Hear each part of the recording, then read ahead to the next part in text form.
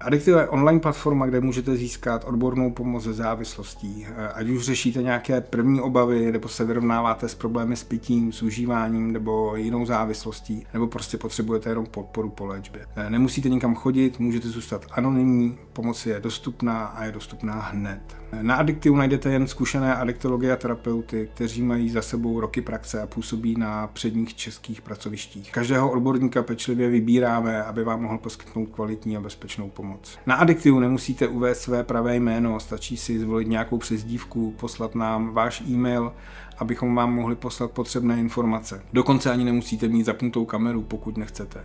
Vaše anonymita je pro nás důležitá a nikdy po vás nebudeme chtít nic, co byste sami nechtěli říct. Můžeme pomáhat s jakýmakoliv závislostma. Důležitý je, aby ta závislost nebyla už nějak jako fatální, aby tam ten člověk neměl vážné zdravotní komplikace. Potom je důležitý toho člověka odeslat někam do nějakého zdravotnického zařízení. Ale ty lehčí formy si myslím, že se dají zvládnout tak ambulantně, tak i vlastně v tom onlineu.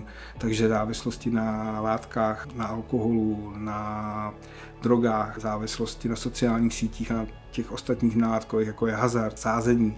Myslím si, že to všechno v tom online prostoru lze zvládnout. Důležitý je, že nemusíte být ani rozhodnutý, že po ně chcete přestat, ale můžeme být podporou jenom tak si s vámi o tom promluvit a možná se podívat na to, aby to nezašlo nikam dál, než vy sami chcete.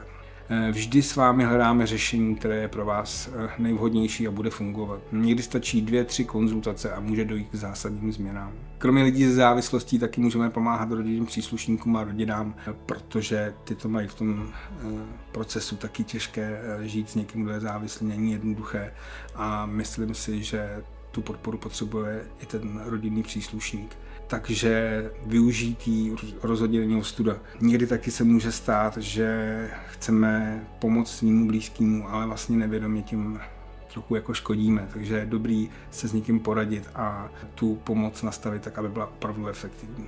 U nás probíhá vše online, takže je úplně jedno, kde jste. Můžete si kdekoliv otevřít počítač nebo zapnout telefon a spojit se s námi. Navíc máme termíny, které jsou dostupné a rychle, takže většinou se k nám dostanete do druhého dne. Takže pokud chcete pomoct, jsme tu rychle pro vás. To, že nejste připraveni přestat, vůbec nevadí. My na addictiu.cz umíme pracovat i s motivací. Někdy je důležitý se vlastně podívat na to, co nám brání tu změnu udělat, protože někdy to může být zcela nevědomý.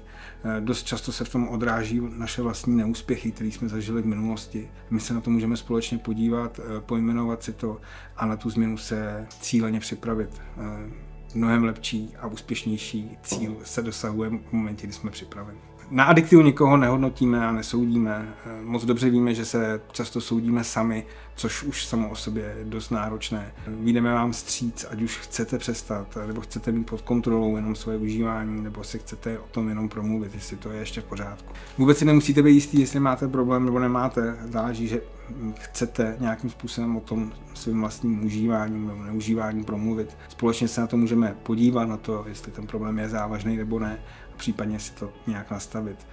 Důležitý je to rozpoznat včas, protože v momentě, kdy se to nestane, tak často lidi ztrácí blízký, práci, svoje postavení. Takže nenechávejte to zajít tak daleko a ozvěte se co nejdříve, pokud cítíte, že něco není v pořádku.